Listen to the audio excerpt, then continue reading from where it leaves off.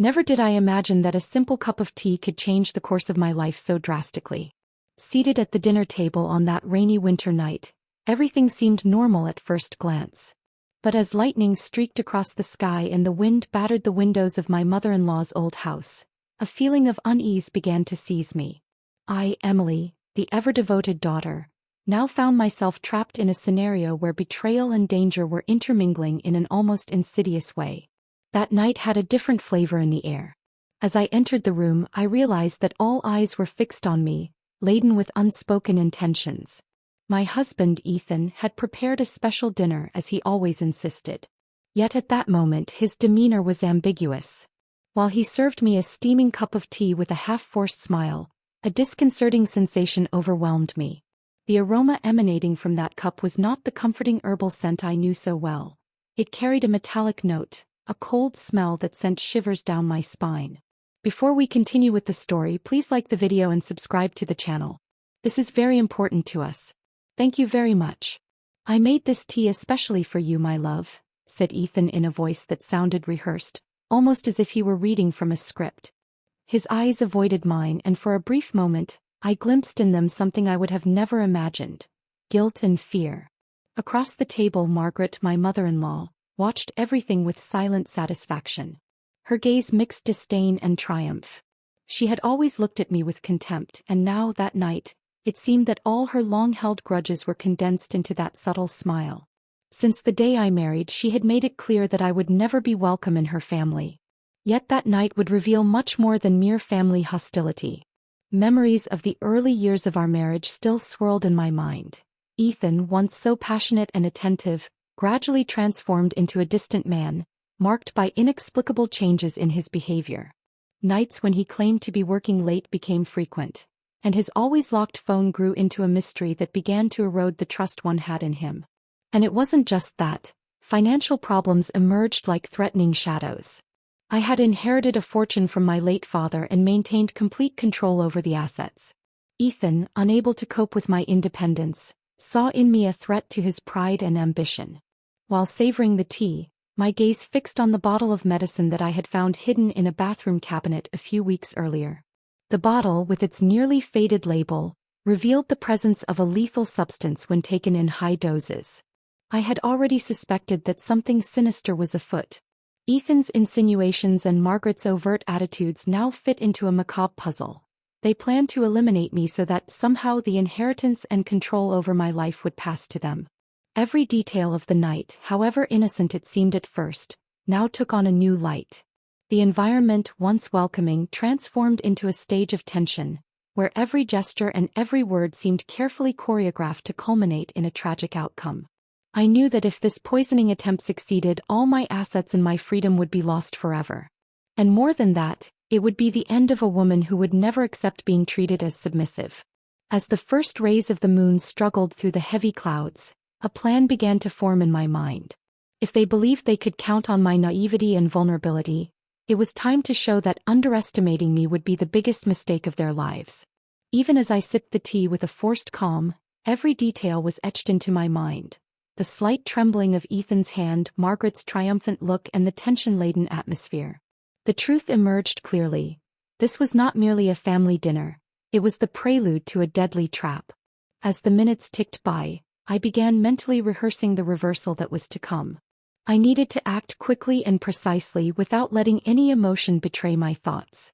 Every breath was a beat in the countdown of a plan which, if executed perfectly, would free me from a web of betrayal and lies. The subtle change in the tea's taste was the first sign that something was terribly wrong, and I could not let fear paralyze me. The mounting tension made the atmosphere almost palpable, as if every object in the room conspired to reveal the true face of hidden feelings. My eyes met Ethan's, and for a brief moment, I perceived a glimmer of remorse and fear there. Simultaneously, Margaret's satisfied smile seemed to affirm that she had already won a battle I once believed I controlled. That night would undoubtedly mark the beginning of a new chapter for me. A chapter where I would no longer be the passive victim in a macabre game but take control of the narrative. Every detail, every gesture, every word spoken in that room was being meticulously stored in my memory, ready to serve as a weapon against those who sought to destroy me. The poisoned tea was, in truth, the catalyst for an internal transformation, awakening in me the courage to confront the enemies hidden behind masks of normalcy. As the night deepened and the silence grew menacingly thick, I knew the point of no return was near.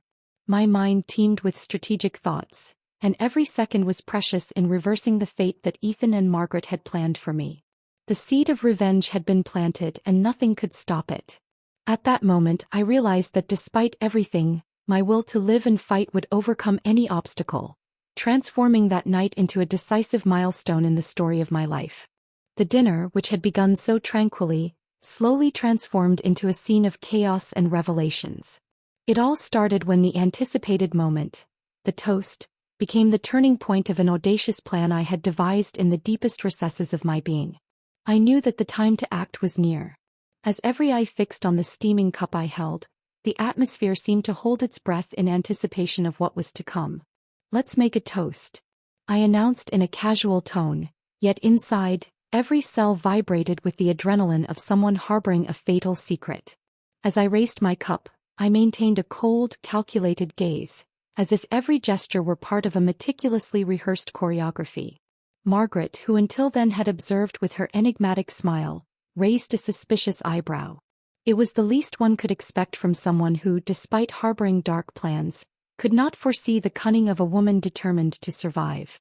While the conversation flowed, I began taking the silent steps of my plan. In an almost imperceptible movement, I dropped a napkin on the floor, the perfect pretext to discreetly lean down. At the very moment my eyes met Ethan's, a fraction of a second was enough to execute the switch of the cups. The swap was swift, almost like a magic trick, and no one, not even Margaret, seemed to notice the rearrangement on the table. The atmosphere, once brimming with tension, exploded into a cascade of immediate reactions. Within minutes, Margaret began showing signs of an unexpected reaction. Her face, which until then had maintained an expression of supposed superiority, transformed into a mosaic of pain and panic. She clutched her stomach tightly, her eyes widened, and her body trembled violently. The muffled sound of her agony blended with the murmurs of surprise and shock among those present. What was that?" she stuttered, trying to regain her composure, but it was too late. Her lips formed incoherent words, and the terror on her face heralded impending disaster. Ethan, who had remained composed until that moment, plunged into absolute panic. He abruptly stood up, his voice wavering between despair and disbelief. "Mother!" As confusion reigned, the truth struck with the force of lightning. I had not ingested the poisoned tea. My gaze remained steady, and with a calm that contrasted sharply with the surrounding chaos, I uttered words that would seal everyone's fate. I only drank the tea you prepared for me," I said, my voice laced with icy irony. "But I guess by accident I switched the cups." The ensuing silence was so dense it seemed to suck the very air out of the room. Ethan, staring at me with a mixture of horror and anger, couldn't comprehend that his own conspiracy was now turning against him. His eyes, once brimming with supposed complicity, now overflowed with the panic of a man watching his plan crumble before his eyes. As the minutes dragged on, the scene turned into a veritable nightmare. Paramedics arrived in a rush, their sirens cutting through the night silence, and soon the room was enveloped in an emergency atmosphere. Amid the clamor of the professionals and Margaret's stifled cries, every second reminded us that the truth could no longer be contained. Amid the confusion, I calmly grabbed my cell phone. I dialed the emergency number with the precision of someone who had rehearsed the procedure countless times in her mind. When the operator answered, I spoke clearly and with control. 911, what's the emergency? My mother-in-law is unwell, I replied, my tone loud enough for Ethan to catch every word. She drank some tea and is now having a severe reaction. I think someone tried to poison her. The operator's tone left no doubt, and the words echoing in the room confirmed the betrayal under scrutiny. Ethan's expression froze, his fury giving way to pure despair. As the paramedics examined Margaret and prepared her for the ambulance, reality set in. The plan he had so carefully orchestrated was now disintegrating into a whirlwind of irrefutable evidence. Health professionals quickly took control of the situation. A police officer, already on the scene with a forensic team, led me to the balcony where the cold air and the rain outside echoed the mood of revelation. In a firm yet controlled voice he asked, "Ma'am, can you explain exactly what happened?" Taking a deep breath, I began recounting the facts with the calm precision of someone who owned her own narrative. Every detail I provided silently and inexorably confirmed the conspiracy against me. I mentioned the mysterious bottle in the bathroom, Ethan's strange behavior, and Margaret's veiled insinuations. The officer, jotting down notes, raised an eyebrow in skepticism that gradually turned into acknowledgement of the undeniable truth. As he scribbled his notes, the atmosphere grew even denser, and the tension stretched like a cold shadow over every face present. Ethan, who until then had been caught in a blend of denial and fear, tried in vain to offer a convincing explanation. But the damage was done. His eyes, once full of artifice and lies, now merely reflected the terror of watching his scheme fall apart. My husband prepared a special tea for me. But by accident I switched the cups, I repeated, my expression a mix of irony and relief. The simple, undeniable truth hung in the air, and every word was a final blow to his pride. The tension reached its peak when one of the paramedics, while examining Margaret, asked in a strained voice, "Did this tea have any unusual substance?" Before Ethan could muster a response, Margaret herself, struggling to form words, uttered one final despairing sigh. "Ethan, you said you wouldn't hurt me." The scene was surreal. Ethan's narrative disintegrated under the weight of the accumulated evidence, and the truth, indisputable and stark, prevailed over his lies. Amid the chaos, the officer decided that safety was paramount. In a firm tone, he ordered that I be removed from the room to avoid any further risk. As I walked away, my eyes met Ethan's, and in that moment it was clear. He would never be the same.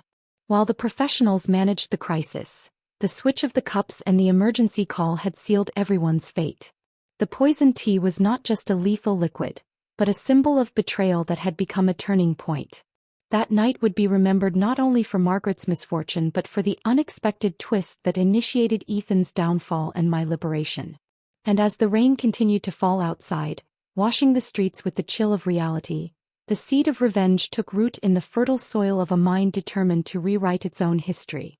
The days following that fateful night were a whirlwind of events that marked the beginning of a new chapter in my life. As investigators gathered evidence and witnesses testified, the truth about the conspiracy orchestrated by Ethan and his mother became increasingly undeniable. What began as an apparently harmless dinner turned out to be the turning point that would bring down an ambitious man and simultaneously awaken in me the strength to rise from the ashes. Soon after the initial testimonies, the family atmosphere transformed into a legal battleground. Laboratory tests confirmed without a shadow of doubt that the tea had been adulterated with a lethal substance. The bottle I had found and later submitted as evidence was exactly the same compound detected in the sample taken. The evidence was irrefutable. Ethan, who prided himself on his guise as the ideal husband, now emerged as the mastermind behind a macabre murder plot. The judicial process was swift and unforgiving. During interrogations, every detail of that night was revisited in precise statements. Ethan's bewildered expression, his desperate attempts to justify contradictory behaviors, and even Margaret's veiled confession, in which, in a moment of panic, she revealed that he would never have allowed me to stay alive, were pivotal in the conviction. The prosecution's case, bolstered by material evidence and powerful testimonies, left no chance for Ethan to reverse the tide in his favor. During those interrogations, I felt the weight of years of suffering and humiliation lifting with every word spoken in court. The judge, with an austere demeanor, wasted no time in delivering the sentence. Ethan was condemned to 15 years in prison for attempted homicide and conspiracy to eliminate his wife, not to mention the loss of any rights to assets or inheritance. This legal victory was not only retribution for me but a symbolic act of justice that restored my dignity and ensured that those who tried to destroy me paid dearly for their transgressions. As the sentence echoed through the cold corridors of the courtroom, the inner transformation that had long been brewing in me was complete. I resolved that, from that moment on, I would no longer be the passive victim of a corrupt system of manipulation and betrayal. The divorce was finalized with surprising speed, and a restraining order was issued to ensure that Ethan could never even come near me again. My house, once a stage for disputes and bitterness, became a sanctuary of freedom and new beginnings. But the journey did not end with the legal victory. What truly marked my recovery was regaining control over my own life. In the following months, I embarked on an intense process of self-discovery and healing. I underwent therapy, immersed myself in self-help books, and began to cherish every small step toward recovery. Each session, each trip, each encounter with friends and confidants was a reminder that the past no longer defined my future. One of the most significant turning points occurred when I received an unexpected letter from Ethan's lawyer. In it, he requested that I meet him in prison, hinting at one last attempt at an apology, as if a mere expression of remorse could erase years of betrayal and abuse. Reading those words, I felt a mix of scorn and relief. There was nothing to forgive. The letter only reinforced how deep and irrevocable Ethan's mistake had been. I tore the letter to pieces, symbolizing a definitive break with that toxic past. During this period, the press was relentless with criticism and analysis of the case. The story spread, inadvertently turning me into the protagonist of a narrative of revenge and justice that inspired many women. In interviews, I refused to divulge intimate details, yet the aura of resilience and the quest for new beginnings left a positive mark on public opinion. The media came to see the case not only as a family tragedy but as a cautionary tale about the dangers of manipulation and the abuse of power in personal relationships. While Ethan languished in a cold cell staring blankly at the walls, I rediscovered the simple pleasures of life. My home, once a theater of intrigue, transformed into a refuge where every room told the story of a woman reborn. I devoted myself to personal projects, writing, painting, and traveling to places I had always dreamed of visiting. Each new day was a celebration of the freedom I had reclaimed, and the dark memories of the past gradually became merely lessons learned. Of course, the journey to healing was not without its challenges. The pain of betrayal and the deep-seated mistrust still surfaced at unexpected moments. But I learned to confront those shadows as essential parts of my transformation. With the support of friends and professionals, I rediscovered the strength that had always resided within me, the strength that, even in the face of adversity, propelled me toward a brighter future. With every achievement, each new friendship, and every moment of peace, I felt the cycle of revenge and pain finally drawing to a close. Justice had been served, and all that remained was to rebuild an identity that was truly my own, free from the chains of fear and manipulation. My story, once marked by the poison of the tainted tea, transformed into a symbol of rebirth, where revenge yielded to the true victory of being happy and living life to the fullest. Today, as I look back, I see that every tear, every internal battle, and every small victory contributed to the woman I have become. Ethan and Margaret, responsible for so many moments of suffering, are now distant figures, trapped in a past that no longer defines me. Society, the media, and even curious onlookers now recognize the strength of a woman who refused to be defeated. And so, in this new chapter, I celebrate freedom with the certainty that the best revenge is, indeed, to be happy. My story stands as proof that even when the world seems to conspire against us, there is always a spark of hope capable of transforming chaos into a new beginning. What did you think of this story of revenge and justice? Leave your rating from 0 to 10 in the comments and tell me which moment was your favorite. Would you have done anything differently? Subscribe to the channel, activate notifications, and don't miss any of our stories full of twists and impactful endings.